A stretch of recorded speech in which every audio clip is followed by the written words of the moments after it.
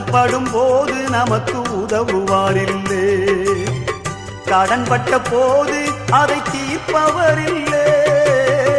இஷ்டப்பட்ட தெய்வங்கள் எல்லாம் கும்பிட்டு பார்த்தாச்சு, நம்ம கஷ்டங்களை தீர்க்க அவை முன் வரவில்லை.